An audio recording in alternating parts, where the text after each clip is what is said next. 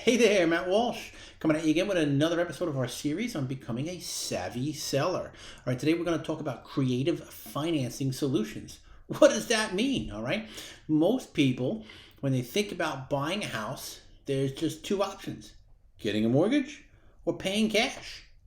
That's it.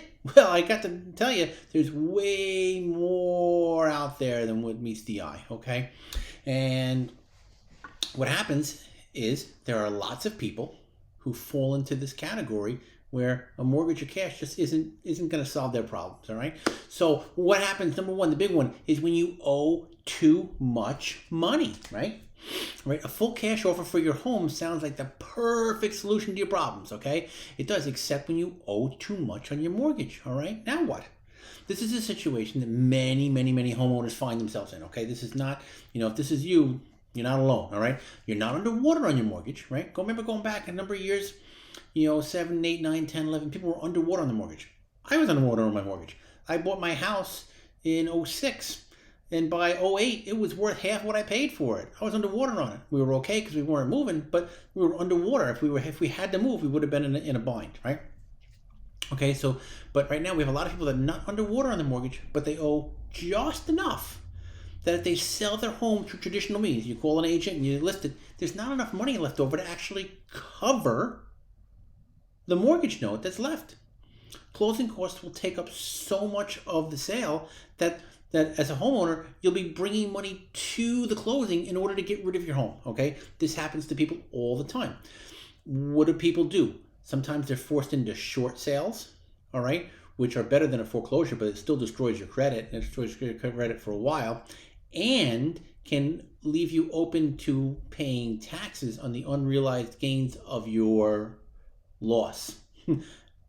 Topic for a whole nother video, but basically the gist of it is, if you owe the bank $250,000 and they accept $200,000 and let you free of your loan, the government may say, well, you realized $50,000 worth of savings, and now you owe taxes on it.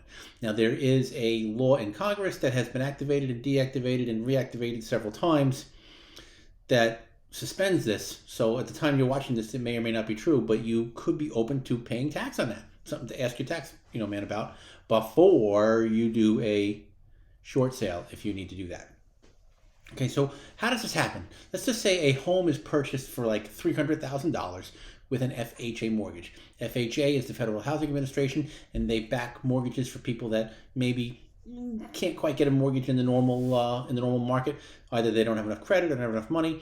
It helps people. It gives them just enough to get into that homeownership sphere, right? So with an FHA mortgage, you can do a really low down payment, as low as like 3.5%. Most people put down about 5%. So therefore, on this house, let's say you purchase it with an FHA mortgage, and the house is $300,000, and you do 5% down. On day one, the principal of this loan is $285,000 you have to pay back. All right? Okay, no big deal. You pay. 2 years later, something happens. A birth of a child, a death of a spouse, loss of a job, a divorce, deployment. I'm in Virginia Beach. This happens all the time. These servicemen and women, you got it, man. I thank you for all your service, right? Hey, guess what? We're moving next week. What? This happens all the time. These guys get like 30 days notice, and I got to sell my house, and I'm moving to Florida. I'm moving to Guam. I'm moving here, in 30 or 60 days. Uproot your whole life and your whole family. Okay, these things happen. But let's say you're in a position like this. So 2 years later, on a traditional mortgage, your outstanding loan is still about $276,000. Now, let's just say in those 2 years, and this is life, okay, my sister just had triplets, and before they were 2, she had another, okay? So there's 4 kids, like under the age of 3, running around this house right now. Okay, this is life. What do kids and pets do? They destroy things, okay? So let's just say in these 2 years, the dog ruined the floor, the dishwasher doesn't work so well, there's a leak in the tub that stained the ceiling, the railing in the backyard is loose, okay? Not only that, but like the neighbor's house is now vacant and has become an eyesore, right? So your $300,000 house a couple of years ago, even in a great market, might still only be maybe $300,000 because it has deteriorated. Maybe you didn't have a chance to just keep up with the maintenance. Things happen. Okay, so now you need to sell it, but after closing costs, you might only net like 270 grand, but you owe 276. This is reality. This is reality. So this story repeats itself 1,000 times a day in every city, in every state. All right. While we as investors cannot make a sufficient cash offer, I can't come in with a cash offer for that. Not because we're greedy, not because of but because we're a business. And as much as my goal is to help you, right? My goal as an investor is to help people. And if you help people as a function of your business, you do well, I think, right? It's done well so far, right? But it's still a business. I can't go in and buy a house that's now worth less than what I paid for it. My goal is to turn the house into a profitable scenario by fixing it and selling it or renting it or whatever the case may be. So if you owe just about what it's worth on it and it needs work to make it worth where it should be, it's not something we can do in a cash scenario, but we can maybe do a creative financing scenario. All right. One of the best ways to solve this kind of a problem, and it happens all the time, is to sell your home what's called subject to the existing mortgage. Right? Now, this is one of those that, I was talking to another agent today.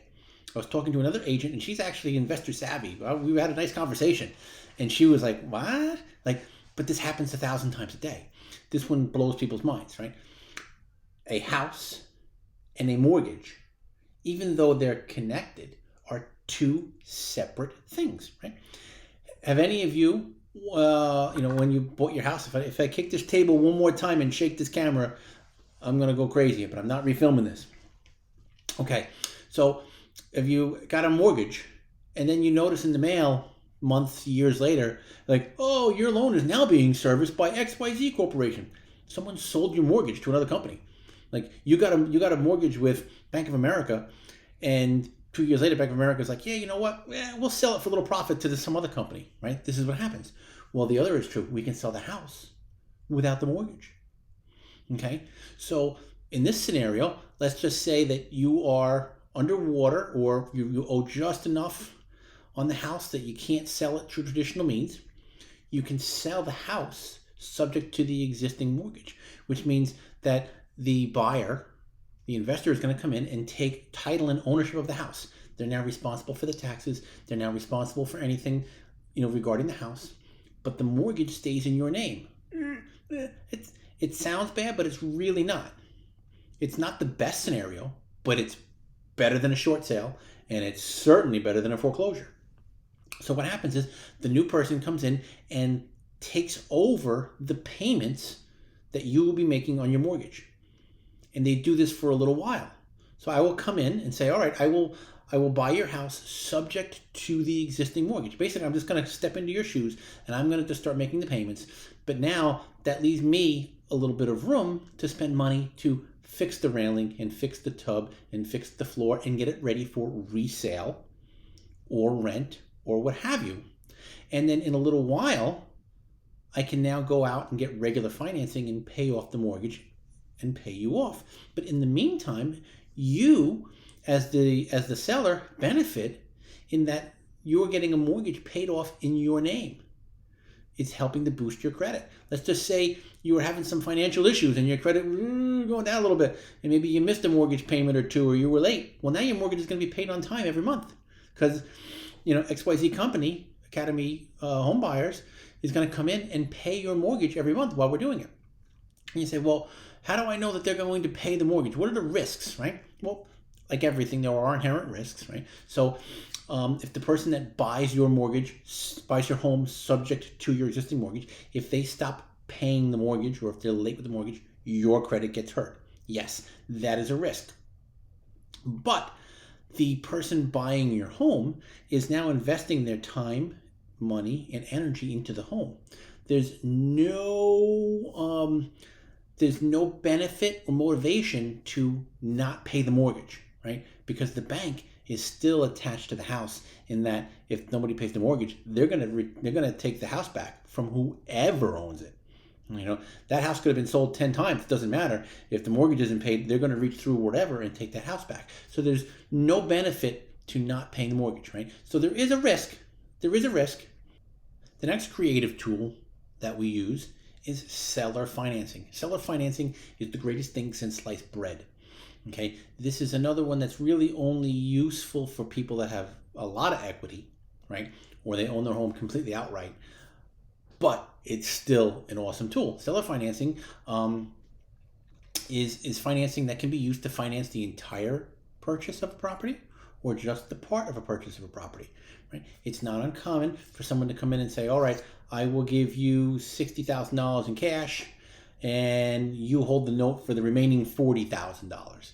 And now so there'll be a mix of cash or financing and seller financing. Happens all the time. When the seller of a home uses seller financing to sell their home, they're not actually lending any money, right? Think about this. The money's already in the house. What they're doing is selling their home and accepting monthly payments, just like the bank, right? And in my opinion, this is the absolute best way to sell a home. All right, why is that? Number one, ask yourself, who are the parties, right, in a real estate transaction? You have the seller, the buyer, and the lender, right? These are the primary parties. Now, who's most responsible for this house now? Well, the seller is getting rid of it. They're not really responsible for it. The buyer. The buyer is now responsible for everything in the house. Titles, taxes, liens, you name it, the buyer is responsible. Now let's talk about the lender. Who has the least amount of responsibility for the property? Well, the lender or the bank. Is the bank worried about leaky toilet? Is the bank worried about really anything with that house? No. Who makes the most money though? The lender or the bank by far makes way more money than anybody else on the deal. All right, when you sell your home on owner financing, all right, you essentially are becoming the bank. Okay, you have the least responsibility for the property because you've sold it and somebody else now owns title, but you make the most money. What happens is you agree to a sales price on your home. Let's just say $100,000. Just to keep the math simple, you accept the sales price of $100,000. If someone were to pay you $100,000 in cash or get a loan and have a bank pay you $100,000 cash, you would get the $100,000, you would give your home and you'd walk away free and clear. Okay? But if you sell it on owner financing, you get the $100,000 cash plus you get interest income for as long as you agree to hold the note. So let's just say you agree to hold the note for 5 years at 5% interest. That means every year you're making about $5,000 in interest money on top of the $100,000 you're going to get for your house. And there are additional benefits to this as well, such as spreading out capital gains taxes, or if it's like a rental property or investment property you're selling, you'll spread out that the depreciation tax recapture over several years. These are things you have to talk to your tax accountant about.